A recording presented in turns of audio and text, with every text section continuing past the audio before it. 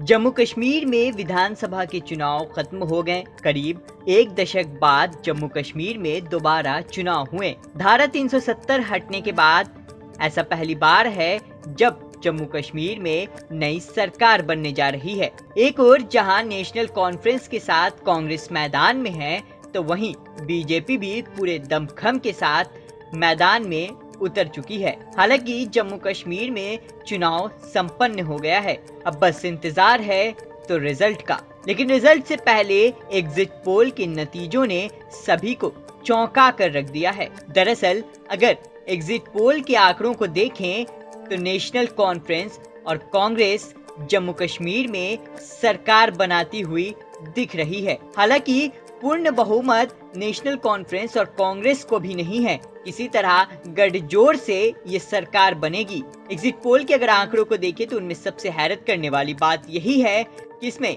किसी भी पार्टी को, किसी भी गठबंधन को सरकार बनाने तक की मेजॉरिटी नहीं मिल रही है। नेशनल कॉन्फ्रेंस और कांग्रेस के आंकड़ों को देखें, तकरीबन 40 से 48 सीटों के आसपास कांग्रेस और नेशनल कॉन्फ्रेंस का गठबंधन रह सकता है। वहीं बीजेपी 27 से 32 सीटें ला सकती है। बीजेपी को जम्मू कश्मीर में काफी सीटें मिल रही हैं। हालांकि कश्मीर में वो कुछ खास प्रदर्शन करती हुई नहीं दिख रही है। वहीं अगर पीडीपी यानी महबूबा मुफ्ती की बात करें तो महबूबा मुफ्ती भी कुछ खास प्रदर्शन करती हुई नहीं दिख रही हैं। लेकिन भाजपा अभी से ही सरकार बनाने के लिए एक्टिव होते नजर आ रही है।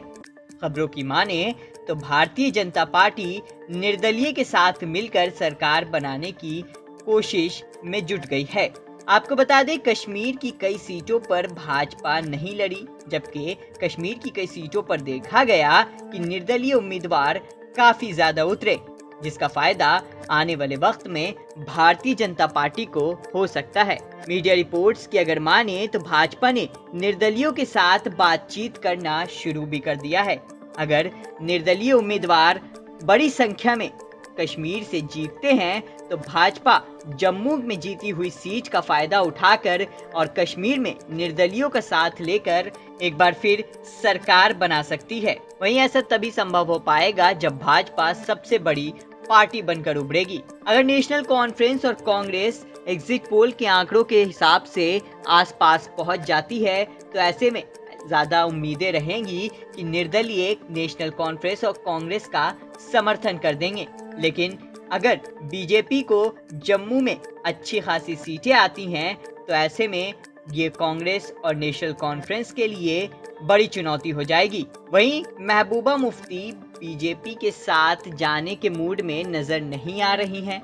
हालांकि इससे पहले उनका और भाजपा का गठबंधन जरूर रहा है, लेकिन इस बार ऐसा लगता नहीं है कि महबूबा मुफ्ती बीजेपी के साथ जाएंगी। लेकिन राजनीति में कुछ भी असंभव नहीं है।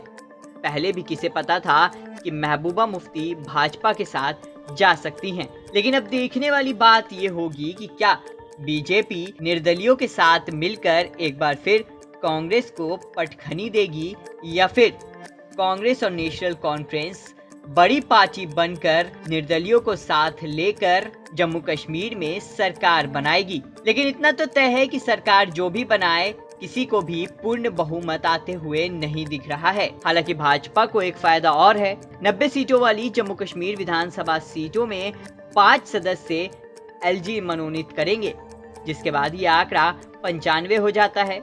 ऐसे में उम्मीद की जा रही है कि एलजी द्वारा मनोनीत किए गए सदस्य भाजपा का समर्थन कर सकते हैं, जिसके बाद उनका आंकड़ा काफी बढ़ जाएगा। बहरहाल ये महज एग्जिट पोल के नतीजे हैं। अब सभी को नतीजों का इंतजार है और सभी को इंतजार है कि एक दशक बाद जम्मू कश्मीर में ताज कौन पहनेगा। फिलहाल इस खबर में इतना ही। बाकी देश और दुनिया की तमाम बड़ी खबरों के लिए आप देखते रहिए सोशल बैठक।